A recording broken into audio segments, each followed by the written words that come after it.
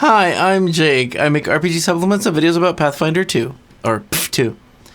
I love Pf 2.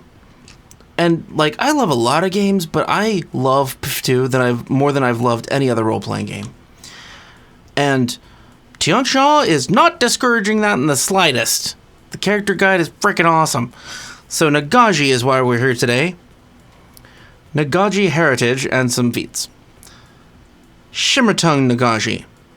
You were born with a keen sense for magic, able to taste its unique effects in the air. You gain magic sense as a vague sense that has a range of 30 feet. Like all vague senses, it's only about as precise as an average human's sense of smell, meaning you generally can predict only if magic is present. However, each tradition of magic has a unique taste to you, allowing you to identify the tradition of magic present. So it's like more imprecise than imprecise sense. I guess that's fun, but like unless other things capitalize on using that, you can just cast Detect Magic. Like that doesn't really help in any specific way. That's better than Detect Magic. Nagaji Ancestry Feats. First level. It takes a village. Your community bond creates better dynamics when working together. You gain a +4 circumstance bonus to checks to aid. That's useful. Not everybody uses aid, but it can be used in combat or out of combat. It can be used all over the place. And sometimes it matters a lot. So keep aid in mind. It's a good action to take. Next first level feat. Nalini Vati's Light. I don't know if I said that right. Nalini Vati's Light. Your slit eyes expand to absorb light and can see in the darkest of places. You gain dark vision. Special, you can select this feat only at first level, and you can't retrain into or out of this feat. Okay, great. Throat Pocket. Here we go into the interesting ones. Level 1. You've trained to use unique Nagaji eating habits to your advantage. By manipulating your throat muscles, you can create a pocket of air to store up to 4 items of light bulk or less without risk of dissolving. I'll just pull a potion out of my throat. Wow. None of these items can have a dimension longer than 1 foot, so they can all have a dimension of longer than a foot, or as long as a foot in your throat? How? How big is your throat? Anyway, as long as you have at least 1 item in your throat pocket, your speech is noticeably difficult to understand. Yeah. And you have a visible bulge in your neck. Placing an item in your throat pocket or retrieving one is an interact action. You can empty your throat pocket with a single action, causing everything you had stored in it to fall to the ground in your square. Any item that was covered in dirt or grime comes out clean. That's wonderful. So you swallow the grime and the dirt. That's good, right? I love that feat. That is an incredible feat. It's a lot like the rat folk, Isoki, but I don't know, somehow grosser because it's not cheeks, it's your throat. Ugh. 5th level feats, Metabolic Control. You're able to better control your body's metabolism to preserve energy. After eating a proper meal, you can go without food and water for 1 week before taking damage from starvation and thirst. Awesome. You aren't fatigued during this week. You aren't fatigued? You aren't fatigued? That means you don't have to sleep. I don't know if that was the intention. But you really don't get fatigued. You don't need sleep. Wow. Amazing! That's fun! I like that a lot. Next level 5 feat, Venom Gulp. Prerequisites, Nagaji Venomous Spit Unarmed Attack, which is totally fun. You can store prepared venom in your throat, of course, always in your throat, and spit it at your foes in addition to your own toxic spray. You can interact to store a dose of injury or touch poison in your throat. This is great. When using this action, you do not risk envenoming yourself as long as the poison is your level or lower. The next time you attack a target with your Venomous Spit Unarmed Attack, the poison is expended. If you successfully hit the target, they are exposed to the poison in addition to the other effects of your spit. That's awesome. As long as you are holding venom in your throat, your speech is noticeably difficult to understand. Who cares? You can hold only 1 dose of poison like this at a time. Okay, fine. So you only do it the first time you attack in combat, but This is just a great upgrade to the Venomous Spit unarmed attack. I was kind of hoping they had something like this, but this is great. This is perfect. If you're going to be using the Venomous Spit, then why not add actual poison to it as well? Not just your own venom. Oh, that's so cool. That's a good one.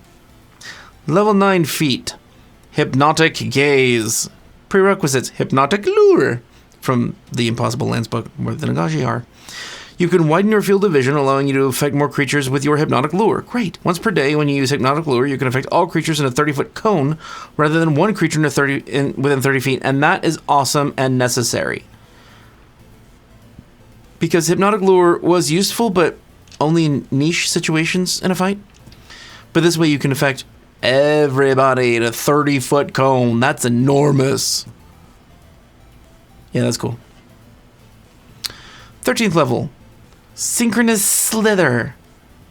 It's a reaction trigger. An ally within your reach leaves a square during a move action they're using and ends their movement adjacent to an enemy. You've learned to travel at your ally's rhythm and use their movement to adjust your own position. You use this reaction, and then you stride up to half your speed. This movement doesn't trigger reactions from the enemy your ally moved adjacent to. Okay, so this doesn't say that you have to move with the ally or closer to the enemy. But you can only use it when an ally within your reach, starts off within your reach at least, leaves a square during a move action they're using and ends their movement adjacent to an enemy. So, like, it's just distracting? So, like, they move close to an enemy, and you move anywhere. Up to half your speed. Okay. I don't know if that was the intention, but that's very useful. And I hope they don't errata that, because it's cool. That's very nice as a reaction. It's okay for level 13 feet. Level 13 feet. I like it. It's useful. Level 17 feet. Form of the Beloved Mother. Why do I have a feeling this is going to be gross? Access. Tian Xia origin or follower of Nalini Vati. It has the uncommon trait. So if you are of Tian Xia origin or a follower of Nalini Vati, then it doesn't have the uncommon trait for you. You can just take it. Otherwise, you need GM approval. You channel the blessings of Nalini Vati to transform into a manifestation of her will. You can cast 5th rank animal form as an occult innate spell once per day, but you can choose only snake form with the spell, of course, as Nagaji. You can spend an additional action casting animal form to also cast 5th rank Slither. Oh, neat. Centered on your location. Nalini Vati's will ensures that the shadow snakes created by the spell never harm you, so you're unaffected by the spell. Cool! If you dismiss animal form, the effects of Slither end as well.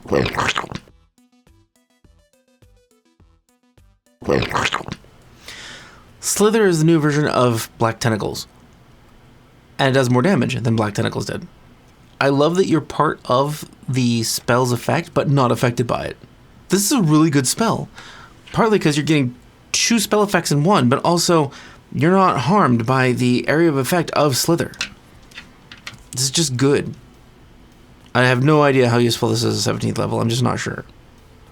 But it's a cool feat. It's a cool combo of actions. I like it. Does 5th rank animal form really meet the needs at level 17? Kind of doubt it. But Slither's cool.